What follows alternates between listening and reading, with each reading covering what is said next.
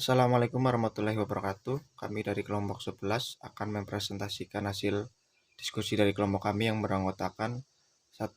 Amelia Susanti, NIM 63, Hoirunisa Nurul Hakiki, NIM 69, dan saya sendiri, Iqbal Rifai, NIM 83. Interferensi. Istilah interferensi dalam bahasa Inggris disebut interference atau gangguan, merupakan kekeliruan yang disebabkan oleh adanya kecenderungan membiasakan pengucapan ujaran suatu bahasa terhadap bahasa lain yang mencakup pengucapan satuan bunyi, tata bahasa, dan kosakata. Interferensi pertama kali digunakan oleh Wayne Reich untuk menyebut adanya perubahan sistem suatu bahasa sehubungan dengan adanya persentuhan atau percampuran dua unsur bahasa yang dilakukan oleh penutur yang bilingual. Abdul Chair 1998.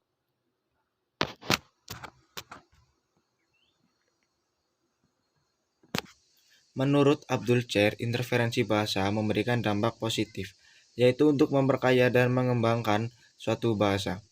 Namun terdapat juga dampak negatif, yaitu dapat merusak sistem bahasa atau tata bahasa, karena dapat menimbulkan pengacauan atau kekacauan. Intervensi ini dapat berlangsung timbal balik dua arah antara unsur bahasa pertama dan unsur bahasa kedua. Eko Wardono 1990.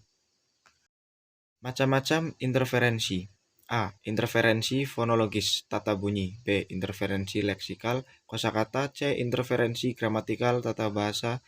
Interferensi sintaksis, interferensi morfologis. Eko Wardono 1990.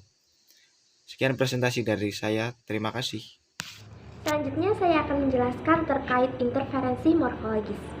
Interferensi morfologis ini dipandang oleh para pakar sebagai interferensi yang paling banyak terjadi, yakni dalam pembentukan kata dengan menyerap afiks-afiks bahasa lain.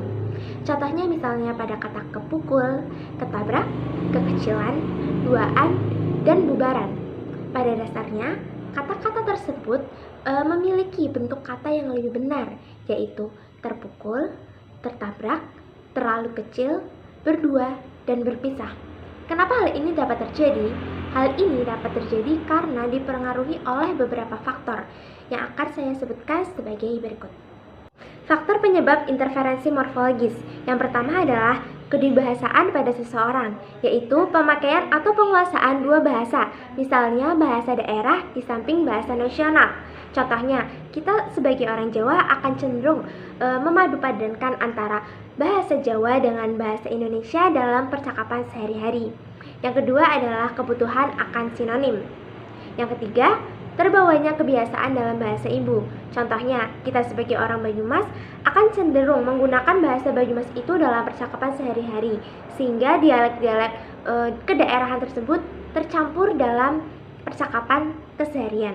Dan yang terakhir adalah menghilangnya kosakata yang jarang digunakan. Assalamualaikum warahmatullahi wabarakatuh. Perkenalkan, nama saya Amelia Susanti, NIM 210-463. Di sini saya akan melanjutkan presentasi dari Hoirunisa. Jenis interferensi morfologi.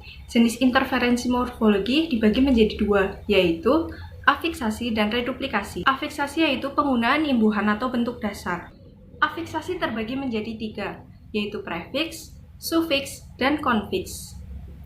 Prefiks atau imbuhan di awal seperti nge, di, meng, se, ke, mem, nye, dan an. Contohnya pada kata ngimpi, bakar, membikin, nyadar, dan noleh. Selanjutnya sufiks atau imbuhan di akhir. Contohnya pada kata bakalan dan sekolahan. Selanjutnya konfiks, imbuhan di awal dan akhir. Contohnya pada kata nyenengin, ngeliatin, dimaafin, dan ngikuti. Selanjutnya, reduplikasi. Reduplikasi adalah proses perulangan pada bentuk dasarnya. Reduplikasi terbagi menjadi dua, yaitu pengulangan seluruh atas bentuk dasar, contohnya pada cepat-cepat. Yang kedua, pengulangan bentuk dasar dengan imbuhan, contohnya baik-baiknya. Sekian presentasi dari kelompok 11, interferensi morfologi. Apabila ada kesalahan, mohon maaf. Semoga ilmunya bermanfaat. Terima kasih. Wassalamualaikum warahmatullahi wabarakatuh.